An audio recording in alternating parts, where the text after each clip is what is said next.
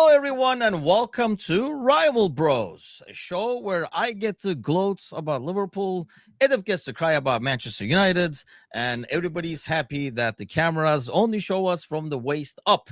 Edip, how's it going?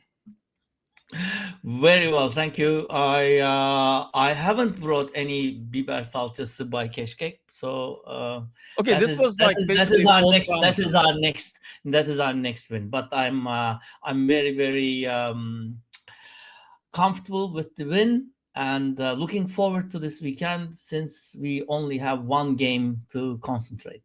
Yes, must be nice. We're about to play in a couple of Exactly. hours over here. The lineups are going to come out. Yeah, you did promise that you were going to bring Keskek. I've been literally Yes. promoting this concept for the last 2-3 days that you're bringing it to the show. So now the entire audience is just going to bail because everybody he's here to see that disgusting thing. It does not look good at all.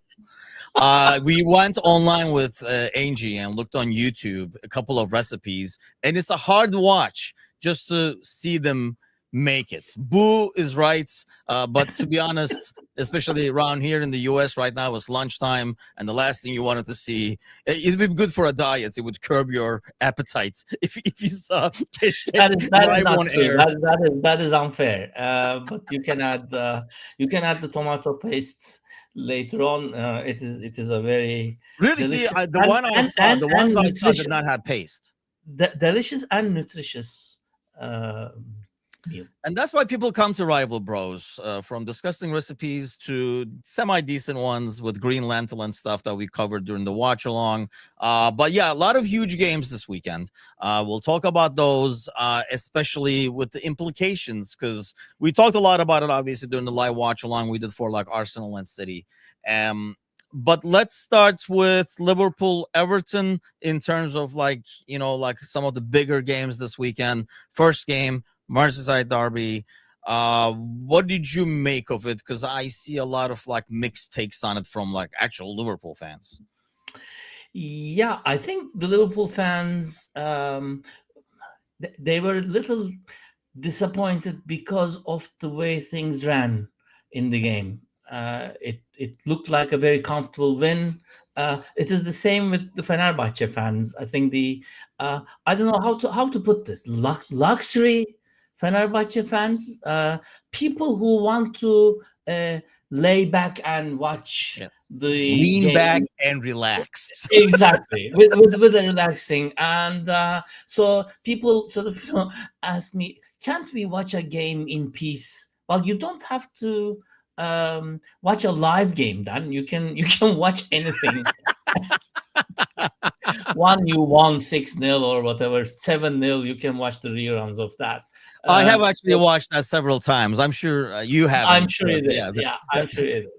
But I think that the way things ran, you sort of taking the lead and then everything coming back, and I think it's getting to your more, I don't know, on the side of fandom and neutral Liverpool fans, not so hardcore ones, but the ones that are supporting Liverpool because they are successful at the moment. Those people are getting wary of this one goal lead going into, or a draw going into the last minutes. Mm. Hmm. I wouldn't pay attention to them. Actually, I think it's a good Yeah, I win. think a little bit of it is being spoiled. A Yeah. little bit of it is, I mean, we've been talking about the last couple of days. I think if the game ends 2-0, you're not complaining about the performance as much because I thought the performance was good overall. They should have put the game away a lot Yeah. earlier, similar to the Atletico Madrid game. They had the chances to just put it away. It would have been 3-1, 4-1, and people would have been like, oh, Liverpool played great. Because those didn't go in, but they still got to win. And without making it really, I mean, as a fan, when it's only a Leeds, you're already nervous. But really, if a neutral is watching it, I don't think they were like, "Oh, Everton is about to score at any given point." It was just not. It did not feel like it at all. So, and at the end of the day, this is a Merseyside derby, Yeah. so it's not even when we're in our peak and Everton is fighting relegation. These are tough games. So getting 3 points, 5-5, adds a lot to the overall deal. And now you're up 5 points from your closest team after 5 games, after tough 5 games in terms of the schedule. That's a huge plus over there. So I got to take it and run with it. I think it's a little bit of it's being spoiled more than anything else. But the second big game, well, obviously we should mention the Brighton Tottenham one, which is a 2-2 that we called dead on, by the way, that it was going to be a 2-2. They did come back from 2-0, to be fair to Tottenham. But is that what are we learning about Tottenham? I guess, are they even in the conversation of being in a race, or where are they at? Ah, I see. Well, I was more looking at Brighton, to be honest, because Ferdi had a Friday was in action, uh, yes. first 11 the first time this season, and he was called man of the match at the end of the day. Really? Because when I was watching, I didn't watch the whole game, but the bits and pieces I saw, because it was the goal rush thing and stuff, so I was looking at a majority of it. It feels like his strength is not enough at times for, I guess, the Ferdi we're used to seeing. Yeah, two things there. First of all, this is the Premier League, not the Super League. That's true. He sort of, whatever he did, it's shown over here. So whatever he did, whatever performance. But plus, he hasn't been in the first 11 for a year now, more than a year. Yeah, because I think the last time he played against Liverpool in the cup game, and he got hurt, but then he played the weekend against Liverpool, scored that goal, and then I think he only played 1 game after that, and he's been gone since, really. I mean, he came off the bench this season and stuff, so he missed the entire year in that sense. So he might be on his way back. But yeah, I mean, I saw before I come to Tottenham, I saw just before 3 or 4 minutes before he came off. There was a counter by Brighton on the right side, and he was the only one attacking into the box, and he crossed a little bit too far from Ferdi, and he was actually going to come and score that goal from, I don't know, 70 meters sprint or something, and that was just before he came off, like 75th minute, that sort of thing. So I think he gained a lot of credit. He already had, I think, a lot of credit with the Brighton fans, because he is a promising prospect for the left back. But we'll see. So my first take on that game was watching Ferdi, which I enjoyed. I wish him the best. Spurs, same old Spurs, isn't it? I mean, we called this. That's what I was going to ask you. Is it the same old Spurs? I know they're missing some players and stuff like that, but it's still the same Spurs where you can't rely on them being consistent and winning. Correct. I think that's it, isn't it? It's like you expect them to find ways to not win as opposed to finding ways to win games. Yeah, and achieving things that are that seem more and more difficult, and just as in our Turkish saying. Oh, here we go. Monkey's back. Monkey's ass. What is crossing the sea, but drowning in a creek? I'm trying to see if the translation is dead on, but it's pretty mighty close. I think it is, actually. Yeah, isn't it? Yes, crossing the sea but drowning in the creek. Yes, these are yet another. This show is going to be a great encyclopedia of. They don't even make those anymore. But encyclopedia of like Turkish sayings. Yeah, I mean it's almost good or bad though, right? Like crossing the sea part is there too. Like they're like, oh, look at them and stuff like that. But then they also make some things that are pretty easy. Yeah, what a great. I mean, they can win great Turkish sayings. They can win City away. Yes. That is exactly what I mean. I mean, City is not the old City, but they're still Manchester City. Well, we'll get to them actually too. That was kind of like an interesting match to watch, and obviously we talked a lot about them since we were watching them in Arsenal as well. But let's get to your guys. United 2, Chelsea 1. It started out crazy, and I remember, I mean, I kind of like watched the entire first half. Midway through the second half, I had gotten up at freaking 6:30 for the Liverpool game, so I was starting to doze off, and once I laid down watching it, I passed out, so I didn't even see Chelsea start to come back and stuff, but I knew second half was going to be tricky because it was going to be 10v10. So Yeah. what do you take away from that game? Well, two things I think we can evaluate the game. One is before the red card, which was pretty soon, actually. I was going to say, yeah, that'd be evaluating 5 minutes. Yeah. No, yes, but it's the approach that United are taking as a team. Because I have already said, I think you sort of agree at some point that United are not playing that badly as in, for example, last season or Ten Hag days. They are trying hard. They are creating things, and the approach. Well, that's how the red card came about, actually, because they look like they mean business from the first second, and that's what brought the red card, because Chelsea wasn't prepared for it. We were talking about Chelsea last time, all the way before that.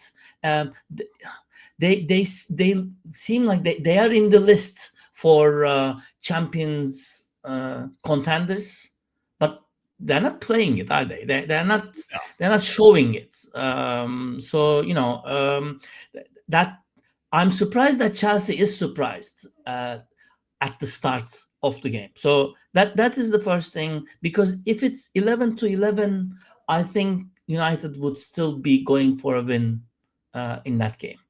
But here's the thing with United. It's a typical losing team, a loser of a team. Which Hello, Adam. How are you?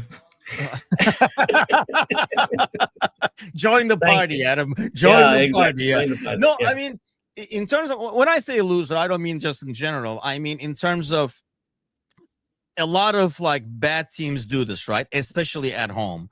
They start out strong, but it's very fragile. So they started that, and I think like when you play United now, you got to know that the first 5-10 minutes, let's slow them down. Once that lull begins, you can really have them, because they don't have the midfield. We talked about their back line, and obviously we talked about their goalie. So it's kind of like one of those deals where when they have that rush going, if they get something, they get something. If they do not, or if the other team does get something, it's very fragile, where they don't have the resistance to be like, let's go back at it. We were doing well. It would have been game over. It's almost like whoever scores the first goal in a United game, it feels like. That is exactly correct, because I think the confidence isn't there. In fact, loser parts, are you going to agree to anti confidence is there? It's like Fenerbahce at the moment, isn't it? I mean, yeah, it is, sadly. It's well, they're my team, so it's similarly bad run clubs. I think the worst two badly run clubs in the world, United and Fenerbahce. But you are right. I mean, if something happens that is not in the script, the United script, then it's all confused. So the guy, have you seen the guy? I sent you a news clip. The hair dude that we were talking about. Exactly, yeah. But he was attacked in the game, I think. Yeah, I read that. But did you hear that? And I would believe this, that he's not actually a United fan. I'm not sure. The guy who was attacking him was saying you're not even a United fan and stuff. Yeah, like, well, it's like we are saying to the people who criticize Fenerbahce without the reason. You're not. Do you think in that sense, or like Goldbridge gets a lot of criticism, like he's actually a Forest fan, blah blah blah, kind of like more like this is a career choice more than a club rooting choice, like a publicity stunt. And to be fair, it has paid off for him. Aside from ridiculous hair, he has hundreds of thousands of freaking followers. Exactly. I don't know. If that is the case, that's I mean, if he was a Brighton fan, to start something like that, I'm not sure. Would you be able to get away with that though? Like, I mean, he's a young kid. He's only 20 years old. But wouldn't one of his mates be like, he's full of shit, he's an Everton fan or something like that? Would throw him under the bus, you would think. I think they are calling him that because of what I just said. Because he's using United misery for gain. Exactly. Yeah. Which is fair, I think, right? Well, which is fair and which is doesn't that make you not a fan? I don't know. I mean, in this day and age, I can't criticize the kids anymore, because this is what pays off. You look at it. You look at Liverpool, for example. We were just saying 5 points ahead of the nearest team, going to an easy-looking season for champions, and still people criticize and not happy with the thing. And Yes, but well, that's okay. Well, partially that's, like I say, being spoiled and stuff. But another thing is, I noticed that, I mean, we noticed this with Fenerbahce, like, the number of viewers you get after a win in a post match is a lot less, significantly less than after a win. Partially, Right. I mean, after a loss. Partially because after a win, people want to see the highlights, blah blah blah. Like, then it's fun to listen to what the pundits are saying. But if you lose, you want to get on air or go somewhere and vent and play Football Manager and be like, if he did this, if he did that, it would be something like, like you want to put your input in. And that's why, I think we were talking about this last show, or maybe during the watch along, that some of these guys are probably happy, like the United people, for example, because it definitely helps. I mean, Arsenal Fan TV made the freaking TV out of this, literally out of like club's misery. So misery is better for most channels, because you can only say so much after a great win. You can come over and like, he played great. Okay, hey, thank you, everybody. I mean, whereas if it is like something negative, then it's a lot more about there's problem solving involved, at least, or second guessing. Bad news. Yeah, bad news gets 12 times as much coverage as good news. Is that the? I'm is sure that there's a the- Turkish saying to go with this. So I I was trying there to is find actually. one, but there has Now, to be. what Ozan is saying is correct. Negativity makes more money than positivity. Yes, it That is does. exactly correct. I don't know if it's 12 times. I'm just making up the stats, but bad Yeah, news. I knew that part. I'm sure the audience Yeah, did it, but I was gonna well, let it go. I- Yeah. the only difference is I'm telling it when I'm making this up. So 12 No, times. you still have not That admitted to the monkey's ass Turkish saying, because that is still not a true saying at all. But we'll let that one go. But yeah, I mean, is this just another? Are we having deja vu where you're going to be a little bit positive, like you were after the Burnley win, just to be demolished the week after? I think Brentford away, right? Next game. Brentford away. That is a difficult game. I think what you first said is true. After a win like this, which was a very hard won um, game, and being United, that game back in the days that Adam is talking about would be a runover.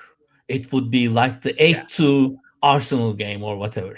But somehow United managed, or the idiot in the midfield, one of the idiots anyway, managed to see two yellows, stupid yellows, especially the second one, and sort of make it an equal game, and then concede one, and sort of eating your fingernails until the 19th minute. That's typical United at the moment. So, but again, I don't know. That's another saying. Yeah, It's okay. another great Turkish saying. So free vinegar is sweeter than honey. But I think that doesn't really translate to that. That's more of like a American version is, if it is free, give me three. Would be that one. The direct translation to the American version, English version would be, if it is free, give me three. This whole free vinegar is sweeter than honey. Angie's gonna love the show because she loves Turkish sayings. No. Bad news get around faster. Kötü haber tez yayılır. Yes. So bad news travels. Spreads fast will be the saying. There is a Turkish saying for everything, everybody. Yeah, but going back on the Brentford game, we need a couple of games, like we were saying from the start. Amorim especially needs a few games under the belt, however ugly wins they are, to get some confidence back into the squad and to the fans as well. So the shaky legs after 2-1 shouldn't have happened at all in that game, because Chelsea is down to 10 man after 10 minutes, 12 minutes. So the whole Use 3 game, substitutions by like what, the 15th minute? exactly. Well, the Pep wannabe Yeah, you were saying. the pep from Timu, if you will. But I've never seen a red card to a goalie results in 2 substitutions, I think, especially that early in the game where you already know. I mean, the Palmer thing was an injury, so Yeah, that's not control. But I feel like using 2 of your subs that's early in a game because your goalie got a red card. It would be one thing if it's your center back, this guy have to slide that. I mean, in most cases, you take the attacking midfielder off, or whatever you got to do. But you take an attacking guy off. Maybe you go to 4-3-2 instead of 4-3-3 or whatever. But I thought it was yeah, really odd because you're already down to 10 men in the 5th minute, I think it was, right?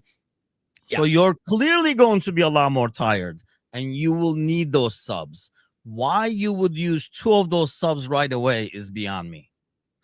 Exactly. I mean, when United was down to 10 men, I'm sure he said, I wish I had 2 more, because the legs in the midfield, that is what we lost. And Yeah. for some reason, apart from the keeper and the center back, that's the area that needed to be supported in the transfer window, which wasn't.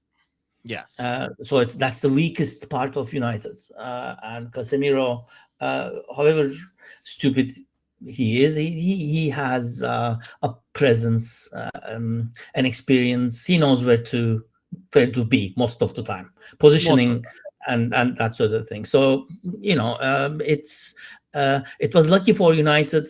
It would be devastating if we gave that points away, I think. Yeah, that's like a punch in the, like a kick in the balls, because it Oh, yeah. was almost like done and dusted. I mean, they're down to 10 men, and then like I say, Casemiro makes it a game, opens the door. We were kind of talking about how Liverpool has kind of opened the door for people so they can Yeah. say, even when we're up by 2, they're like, hey, you never know, these guys let you back in, kind of a deal. But when Casemiro gets that right, and it is so stupid. I mean, I don't know which one is worse, the first one or the second one, to be honest with you, because they're both unnecessary in a game that's under control. It should be cruise control. Put some young kids in at the end. It should have been that kind of a game, and they made it like 10 times worse. But I thought it was terribly handled by Chelsea in the beginning, which hurt him in the long run. I never understood, why would you take Neto off?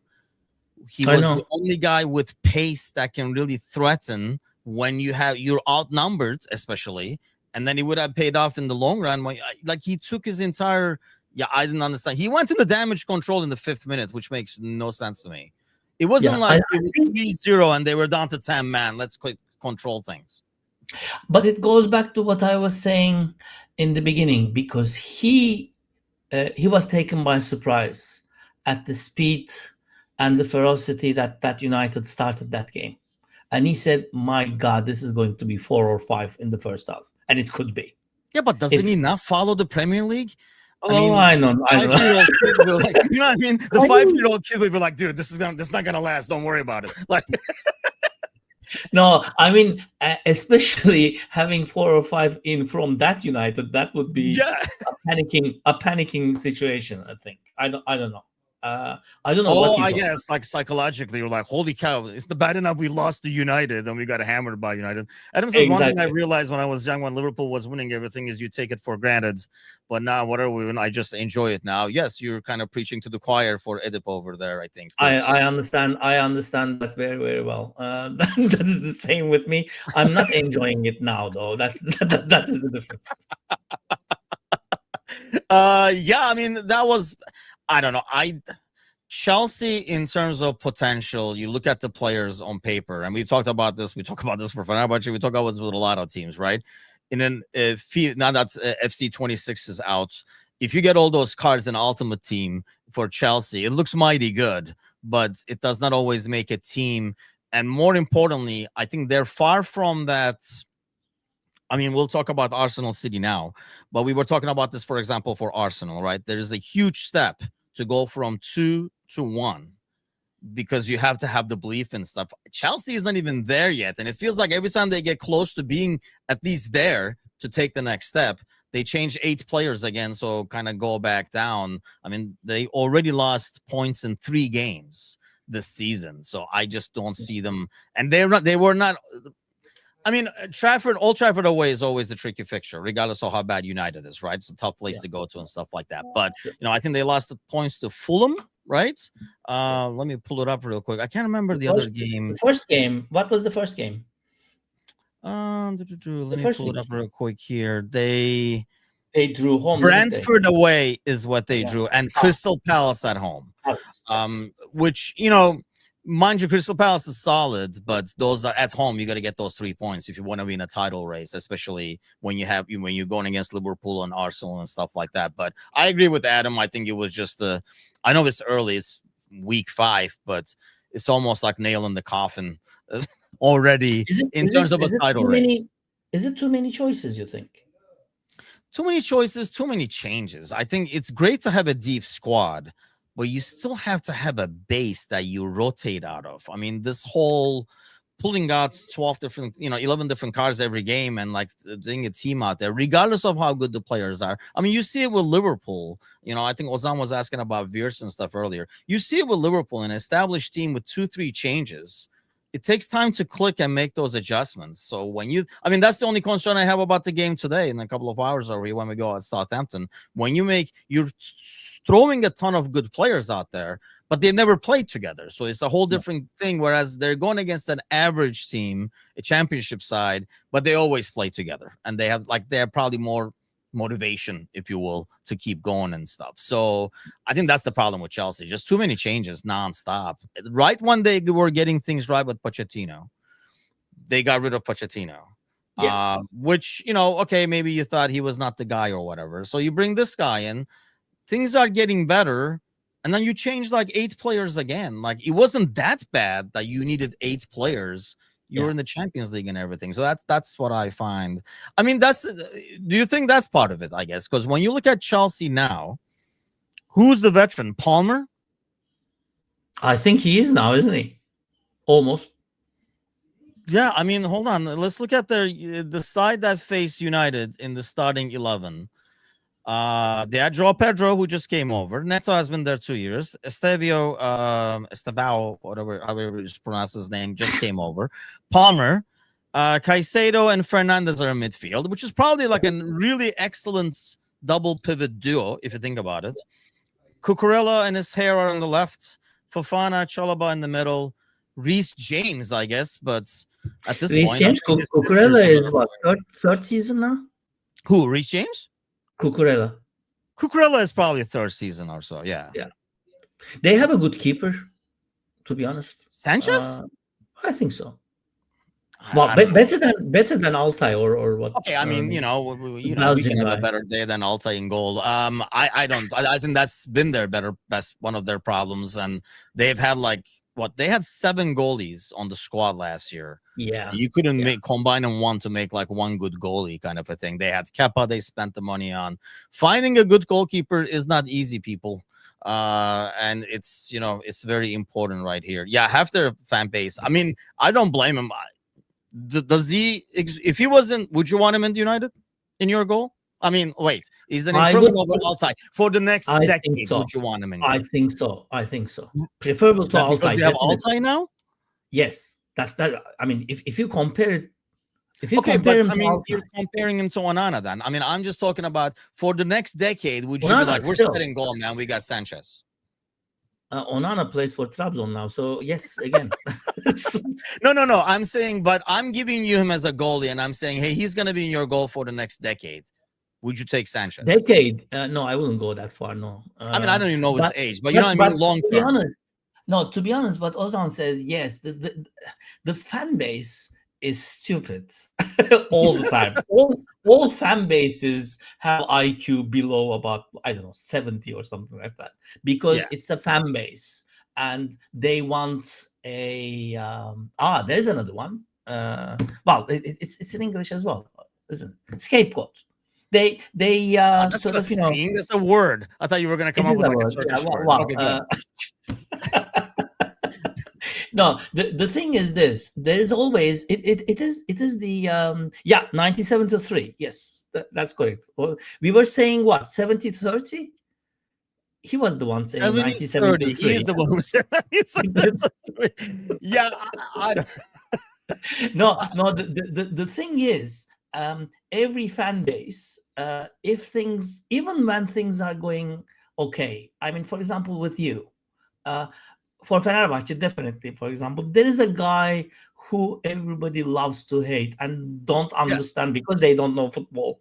What the hell is he doing in the squad? But he's doing all the running and stuff. He's probably carrying. I mean, if you look at the fan base and if they are complaining about a player in the midfield that that is an He's important good. player. Yeah, that's the guy you want, especially if you want defensive dirty work. That's the guy Yeah, you go after. exactly. I Yeah, think yeah. Liverpool, as a tradition, we always find a guy in the back line to blame. And it's usually the guy next to Van Dijk. So, like, even if Van Dijk makes an error, which happens here and there, I mean, he's human. It's always like it was Lauren, then it was Gomez. It's always then it Exactly. was like Robertson on the left. Like, there's always one guy. He might not even be on the pitch, but he's somehow at fault for everything that happens. Chris says, evening. I don't know the gentleman of this. It depends on the distinction, I guess. Well, it is not gentleman, but with an A. Ah, that's fine. That's funny. That's funny. That's not even a Turkish saying. Okay, let's get to the Arsenal City game. Obviously, we did the watch along. What is the one biggest thing you learned aside from our watch alongs are more like a Food Network show than a soccer watch along? But aside from that, what did we learn from one big thing from either team? But you only have to pick one, not one for each. For Pep, I don't know if you read what he said after the game. he seemed he seemed very joyful and oh, if, even overjoyed with the way his players played that game because of he's talking about how tired they were. So a He's the one point. who wanted a small squad, mind you. I know, but that's what he said, didn't he? I mean, it's he said we played very tough games and Arsenal. So we were right when we were watching the game. We said as soon as they scored the goal, all they wanted was the 90th minute whistle, and it Yeah. showed.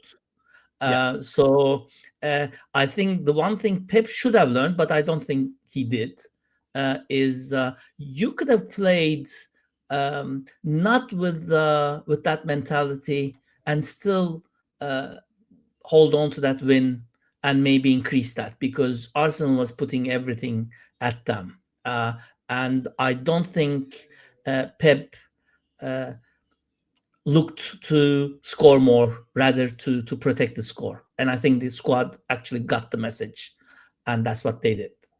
But that says a lot about City, right? Because City does not play like that. I mean, we gave credit to No, the players exactly. for kind of like really playing defensive, something that they're not used to. But the fact that that's how City approaches a game and is content with it, Yeah. kind of says City is not the same City and is not as big of a threat in the race. And that remains the question: how much credit Pep has. I mean, when will City fans say, "Well, this is not the City that we decided to Know and support"? By love. the way, I mean, most of them, again, 97-3. No, I don't know. But 30% or 25% at least of the City fans, not the base, but the fans, are supporting City because they are successful. Let's face it. I mean, Yeah. it's like a success magnet, isn't it? It happened to Chelsea, and the Chelsea fan base were very, very discontented with the people that started to support Chelsea because they Yeah. are now a And we see the team. same thing in Liverpool. But I Yeah. mean, for Chelsea and City, well, City, like ancient history, they don't even have recent history. So everybody is a lot fresher. Whereas Liverpool and United, you might have slightly checked out and you're back in now. You know what I mean? Like you've been slightly checked out for the last 4 or 5 years. So you'll come Yeah. back if and when they ever come back. But for Chelsea and City, I feel like it is different because Oytun, you know Oytun, right? So Yeah. Oytun's daughter like started following like the sports because she's playing it, U5, U6, whatever, and became a City fan because they're they're winning. So I guess I'll support them. And light blue is not that bad of a color, kind of a deal. But I still think Pep has, Adam says he'll be gone. Yeah, that's Ozan what says I he only think learned as about well. the soup. But I think Pep will go similar to like what I said on the watch along. I think it's like Klopp. He will will go want to on go. his own. Like he will never be fired. He will go. He'll be like, you know what, my job here is done. I'm gonna take some time off, kind of a deal. Maybe like a Klopp-like exit, and then Walcott will never be fired. I don't think. Is he playing? Because the thing is, have you seen the um, Amazon Prime series All or Nothing with Bits City? and pieces, not the whole thing, but I've seen quite a bit of Okay, it.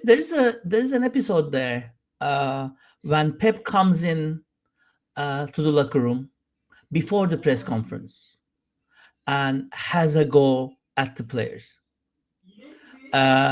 He shouted and shouted and swore, and he said, "You sucked, but I will now go out there and defend you." So I'm not sure if that's the thing that happened here as well. That's the ugly part about these documentaries. We have been into their bedroom stuff, isn't it? That shouldn't be. It should be the past. I mean, I know, or I think, or I'm doubtful now if Pep is saying the thing that he means.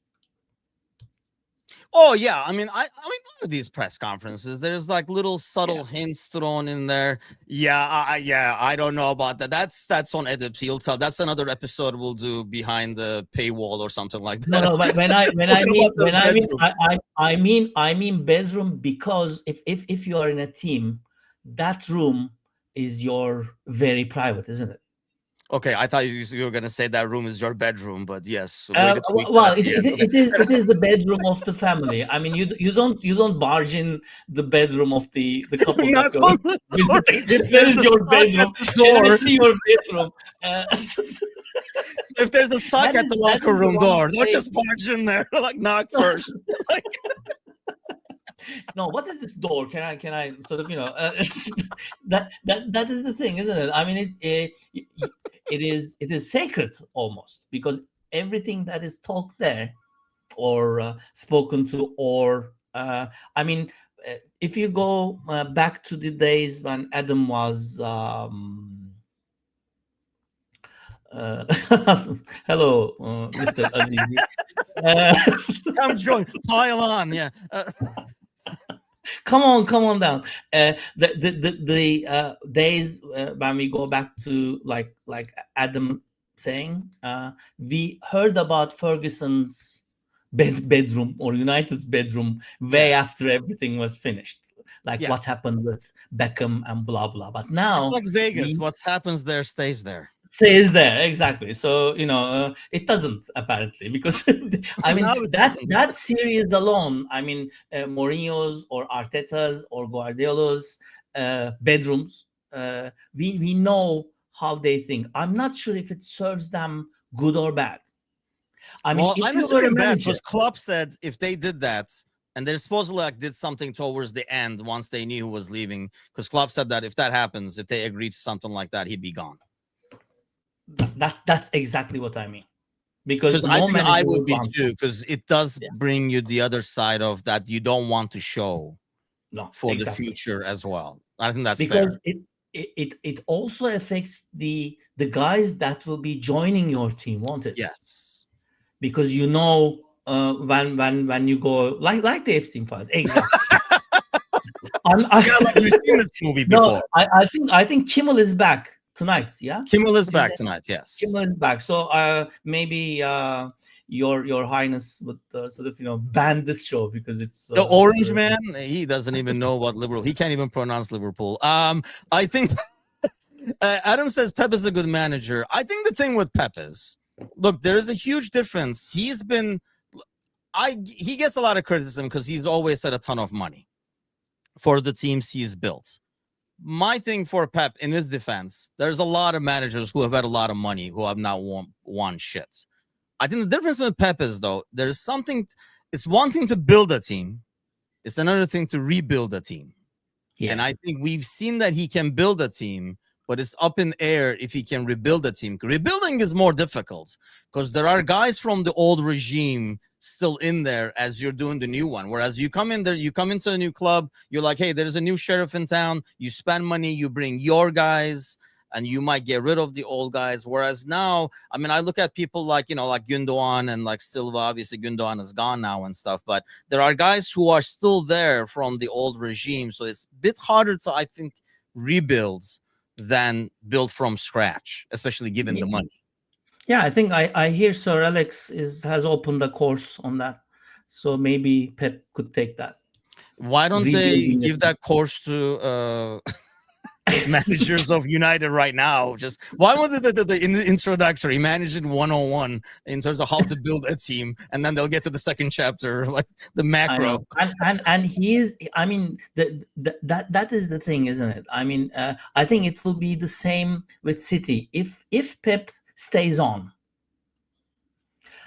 when Pep is gone, anybody replacing him would be under the shadow, as every United manager since has been, because he's in the stands and everybody knows Sir Alex is there. And I think we get to see his misery on a weekly basis, which is really fun now. Seeing him all red. Well, he's had the fun. I think he's had the fun, but then I mean, I almost wonder, like deep down, he's like excellent, kind of an ordeal. But yeah, you know what? I should have put this in the title. We would get a lot of views, probably, like releasing his files. But yeah, no. They are in Turkey. The Liverpool lineup is out. Is the United lineup out? Yes. Announced it like a week in advance before they play again. Well, we are planning ahead to the weekend. So it's 42 minutes in. So do you want to get on? Because at the end of the show, I have a special surprise, especially for Ozan. If it's not Keskek, what else? What else? Okay, let's look at next week then, and do our predictions and foreshadowing and all that kind of stuff. Let me share this to the screen so you can place your 5 upsets theories, and we'll go about it that way. Okay, Brentford, Manchester United. Let us just say what happened last week. What was your upset? What was my upset special, actually? I think Brighton was one of them. Brighton, we called the score. It wasn't an upset. It was like it will be an open game. I think you went for Brentford game. You know what? I might have gone for Brentford. Yeah, I think so. Yeah. Against Fulham. Yeah. Brentford 2-1, says Adam. All right. What do you say? Is that an upset? Is that an upset, Adam?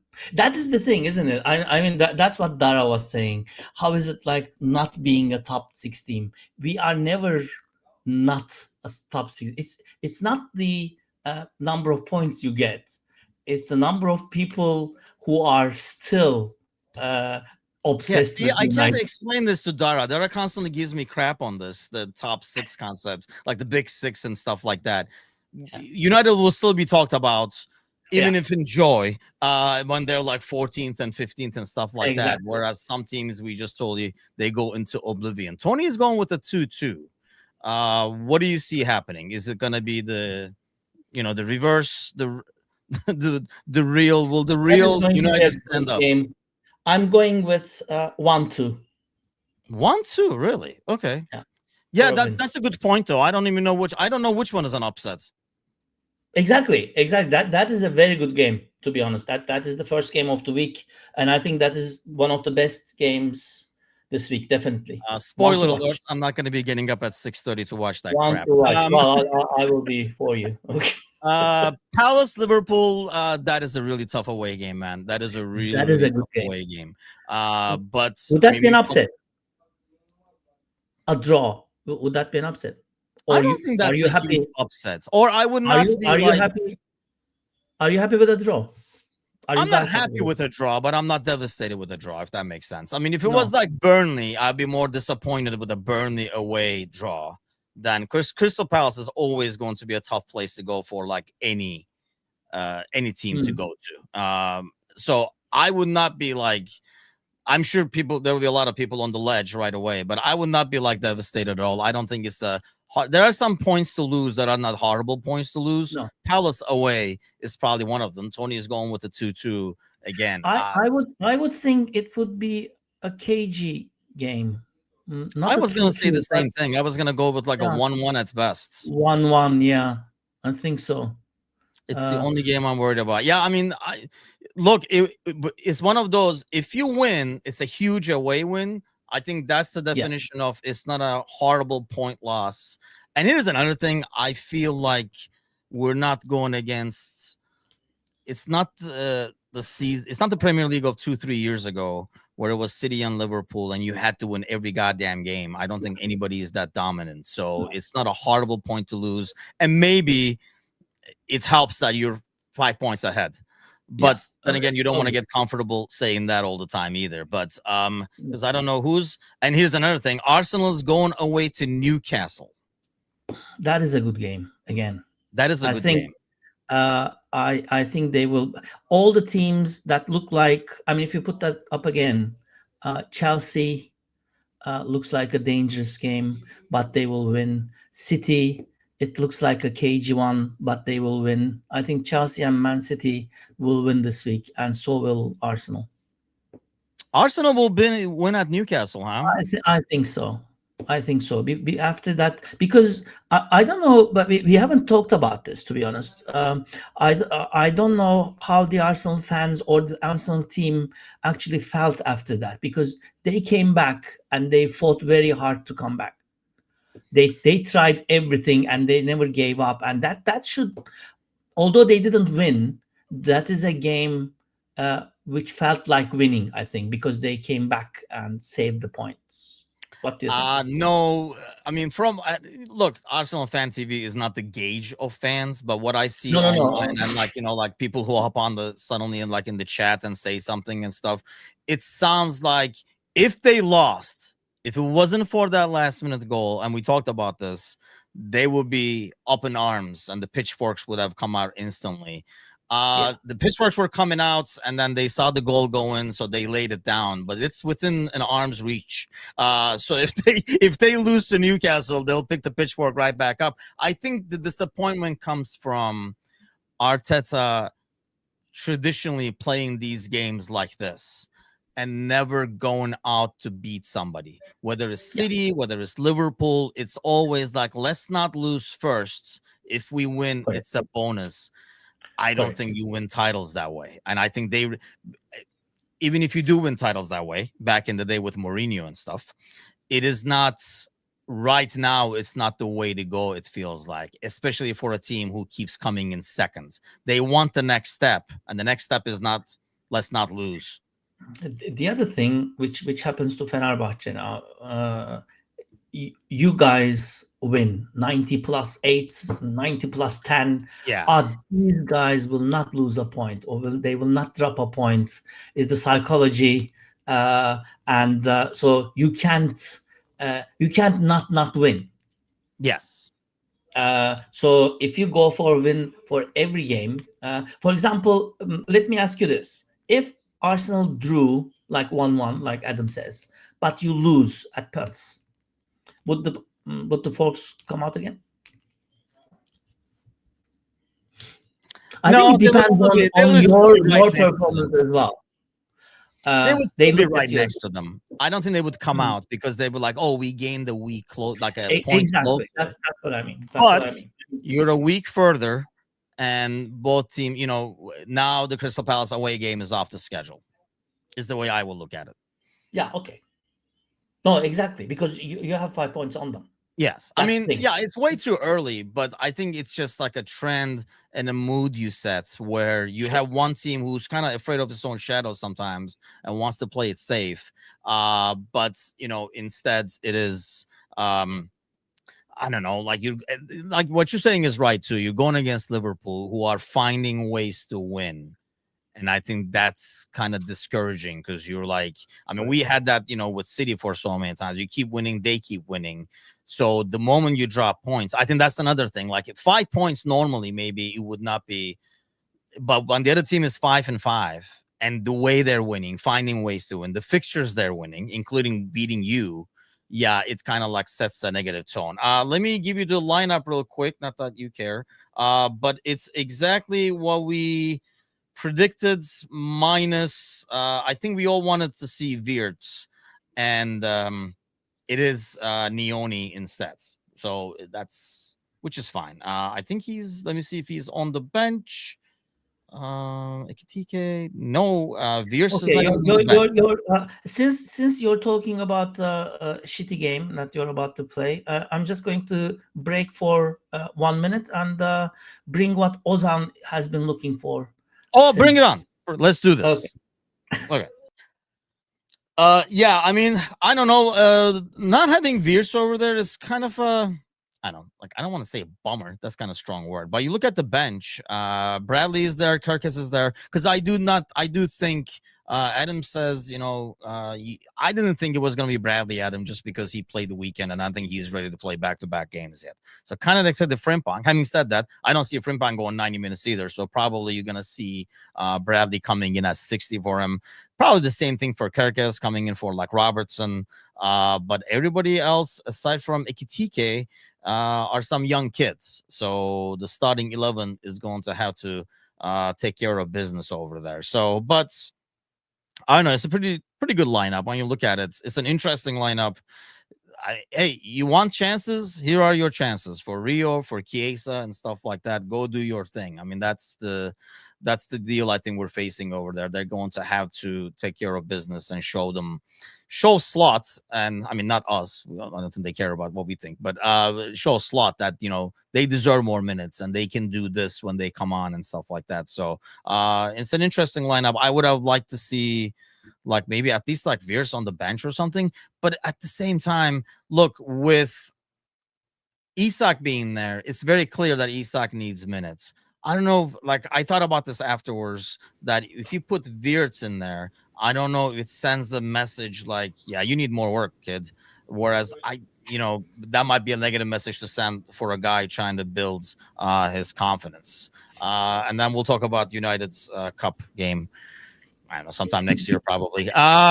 When they're back in its FA Cup, when FA Cup starts. What do we have? So this is the original Keskek with ribs. What you did make? Oh, you did bring Keskek.